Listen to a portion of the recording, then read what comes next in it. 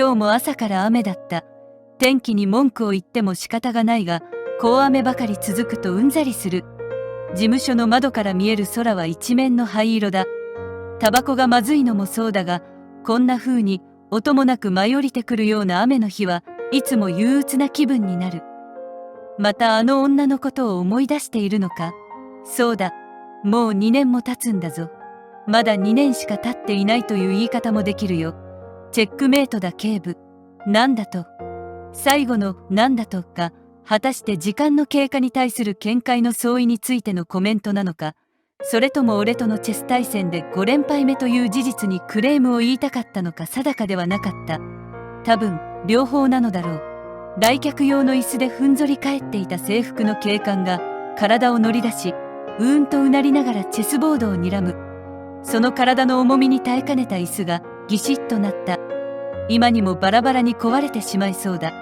もしも本当にバラバラに壊れてしまったら警察に弁償してもらうつもりでいる。なあ、あんた強くなっていないか？どうだろうな。間違いない。俺がこんなに勝てないなんておかしい。プロチェスプレイヤーの恋人の指導の賜物ってやつか。カレンは恋人じゃない。ところで仕事中にこんな場所で腕利きの警官がいつまでも遊んでいていいのか？いいんだよ。留守は任せてあるから。腕利きの警官には優秀な部下がつきものなんだよ。知らなかったのか？それは知らなかったな警部。あんたに優秀な部下がいたなんて。自軍の白クイーンを睨んでいた目が今度は俺を睨んだ。負けずに俺も睨み返す。さっきから嫌みたらたらだな。まだあの女の事件を根に持っているのか。言いたいことがあるならはっきり言えよ。それに俺は警部じゃない。警部補だ。根に持ってはいないさ。警察に殺されたマリアを忘れられないだけだ。警察は俺の部下は職務に忠実だっただけだ。それはあんたに説明したよな。これまで何度もあんたも納得しただろうが、そこに懇願するような響きを感じ、口から出かかった言葉を飲み込む。こんなやりとりはもう何度目だろうか。警部補の言う通り納得したはずなのに納得できない。多分納得できない理由は俺にも責任があると分かっているからだ。分かっていながらマリアが死んだのは全て警察が悪いと思いたい。拳銃を手にマスタングのドアを素早く開け外に出たマリア。俺を見て微笑んだその顔が脳裏に焼き付いて離れない。すまなかった。警察は悪くない。悪いのはマリア自身だ。なあ、あんたは、マリアは警官に射殺されるつもりで行動を起こしたんだ。そうだ、あんたも悪くない。自分を責めるのはいい加減でもうやめるんだ。あの時、俺は彼女を止めることができた。マリアは死なずに済んだんだ。やめろ。それなのに俺は、昔、俺がまだ平警官だった頃のことだ。思いがけず穏やかな声が自分の声に重なり、俺は黙った。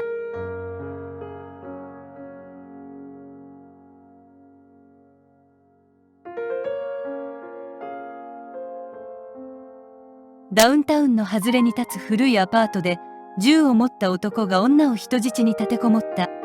同棲していた恋人に逃げられた腹いせに、隣の部屋の主婦を襲ったんだ。何の関係もない人間に八つ当たりか、ひどい話だな。相槌を打ちながら、ひどい話だがよくある話だと思った。理由もなく傷つけられたり殺されたりするのは別に珍しくもない。世の中は不条理でできている。そうだ、ひどい話だがよくある話さ。抱いていた赤ん坊まで母親と共に人質になったこともな。この町じゃ珍しくもない。そうだな。その男は暴行容疑で何度も収監されたことがある役中だった。アパートの住民からの通報で駆けつけた俺たち警官に向かってわけのわからないことをわめいていたよ。だがラリって頭がいっちまった麻薬中毒者でも女と赤ん坊が人質になっていたからおいそれとは近づけない。立てこもっていた部屋に踏み込んだまではいいが、俺たちは入り口付近で足止めされてしまった。警部補が一息入れたタイミングでコーヒーのおかわりが欲しいか聞いた。いらないというぶっきらぼうな返事。自分が飲むために椅子から立ち上がる。女を捕まえたまま男は徐々に後ろへ下がっていく。後ろには開け放った窓があり、その向こうはバルコニーだ。なんとなく結末が予想できる話を背中で聞きながら、ドリップパックをカップにセットし、ポットから湯を注ぐ。これでもフリーズドライのインスタントよりもはるかにマシなコーヒーらしい味がする。自宅では焙煎した豆をひいて入れるが、事務所にいる間は仕事中であるし、そんな優雅な時間を楽しむ気にはならない。俺たちは薬中男が逃げるものとばかり思い込んでいた。だからバルコニーに出た男が女を抱きかかえた赤ん坊をもろともいきなり手すりの向こう側に投げ落とすなんて予想もしていなかった。俺たちが飛びかかると同時に薬中男は口に拳銃を突っ込んで引き金を引いた。ずいぶんひどい話だな。ああ、最低だ。カップを手に椅子に座り、目の前の見慣れた男の顔を眺める。それはいつになく疲れた表情に見えた。アパートの7階から転落した女は即死。もちろん赤ん坊もだ。薬中男も自分の脳みそを吹っ飛ばして即死。後には役立たずで間抜けな警官が残った。その間抜けで役立たずの警官の一人が俺だった。あんたは役立たずでも間抜けでもない。死んだ女は俺たちが助けてくれると信じていたはずだ。女は何も悪くない。赤ん坊もな、理由もなく事件に巻き込まれ、理由もなく気違い野郎に殺された。俺は、女も赤ん坊も助けることができた。それなのに手をこまねいているうちに、あっけなく死んだ。俺たちが殺したようなものだ。それは違うよ、警部。いいや、違わないぞ、探偵。俺とこの太った警官は、どこかで聞いたやりとりを繰り返している。それはマリアが死んだ後に、俺がこの太った警官相手に繰り返してきたやりとりの役どころを交代しての再現だった。二度と間抜けにはならないと、俺は自分に誓った。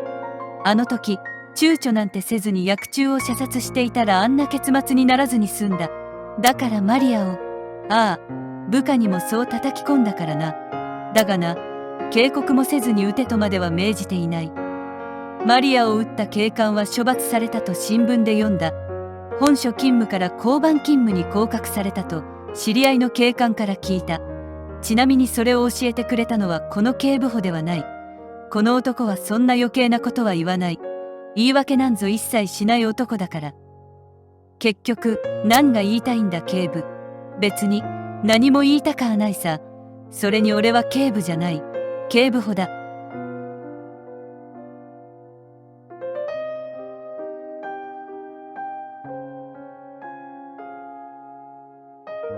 ところで俺になんか用事があったんじゃないのか。チェスと愚痴のために町外れのしがない探偵事務所へわざわざ寄ったわけではあるまい。チェスと愚痴とうまいコーヒーのためにわざわざ町外れにある狭っ苦しい探偵事務所に寄っちゃいかんのか。人の上げ足ばかり取るんじゃないよ警部。それにコーヒーのおかわりを断っただろうが、上げ足取りはお互い様だろうよ。やっぱりコーヒーのおかわりを頼む。喋りすぎて喉が渇いた。わがままな客のためにコーヒーを入れてやる。立ったついでに窓から外を見ると、まだ雨が降っていた。当分はやみそうにない。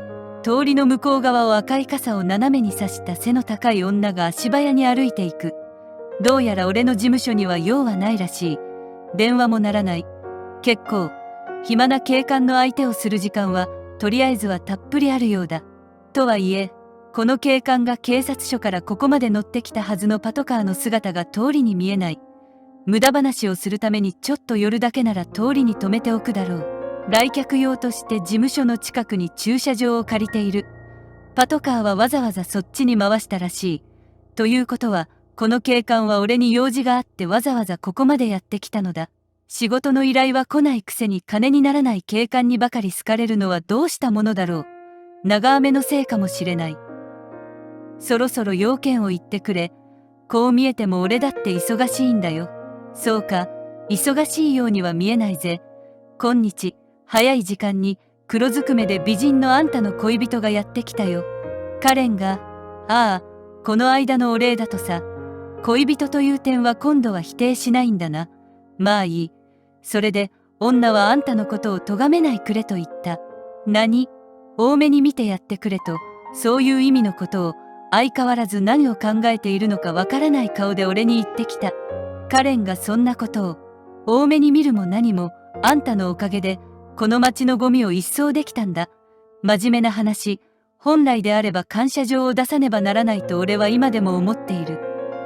警察からのその申し出を俺は断った。俺はいつも通りに仕事をやっただけ。そして成り行きで事件の真相を暴いた。ただそれだけだ。それに表彰なんて迷惑でしかない。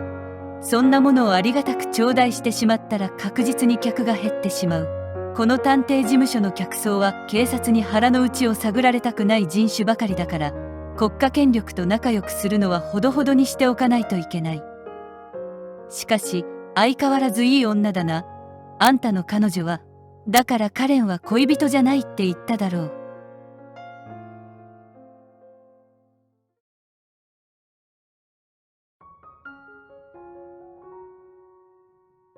おしゃべりな客が帰ると、寂れた探偵事務所に静寂と退屈が戻ってきた。電話も鳴らない。雨も上がらない。ブラインドの隙間から雨に濡れた通りを見下ろす。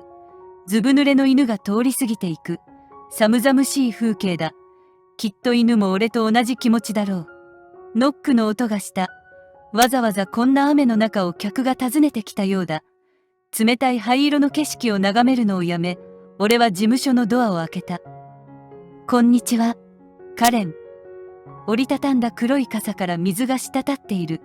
黒いトレンチコートも雨に濡れている。仕事のお邪魔だったかしら。いや、そう、それならいいけれど。ああ、ねえ、中に入っても構わない。外に立っているとすごく寒いのよ。ああ、これはすまない。さあ、入ってくれ。トレンチコートを預かり、来客用のソファをどうぞと勧める。ゆっくり腰を下ろした女は俺の顔を見つめ、次にデスクの上のチェスボードを眺め、また俺の顔に視線を戻した。前よりも筋が良くなったわね。そうか、相変わらず勝ったり負けたりだが、闇雲に攻めたりしないで防御を考えるようになった。駒の配置だけでそこまでわかるのか。わかるわよ。だってこう見えてもプロのチェスプレイヤーだもの。君がプロで世界ランカーなのは、こう見えてもよく知っているつもりだよ。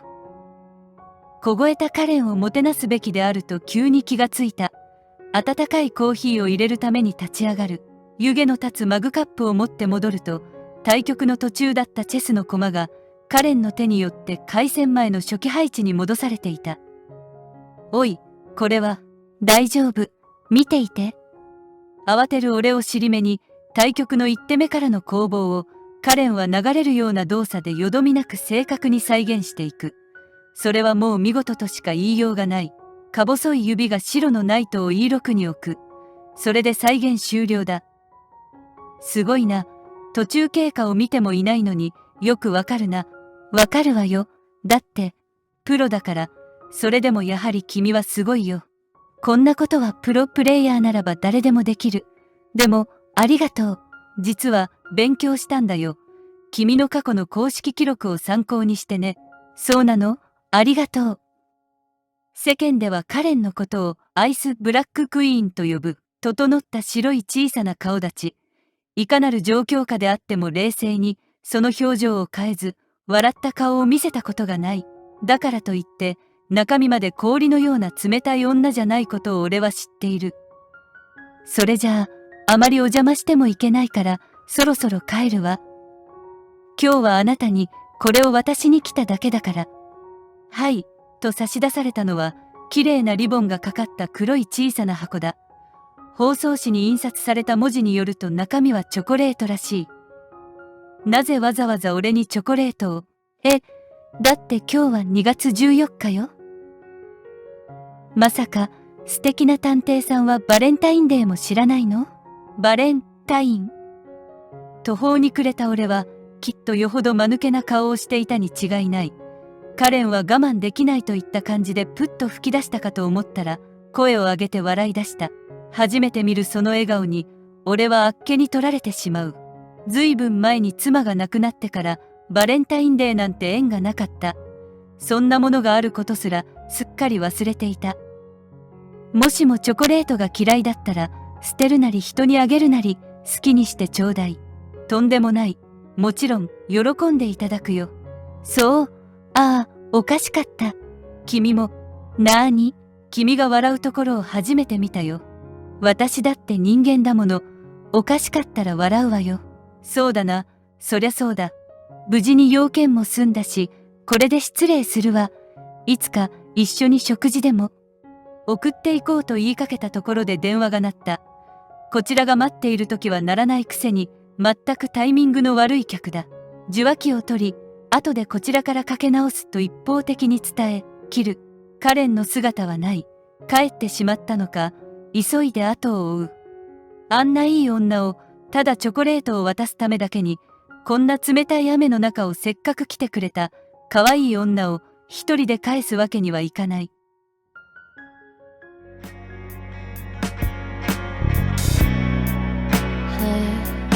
Think about the moments we spent. I just want you to be happy. When someone tries to touch your scars, it doesn't seem to cure at all. Nothing's gonna be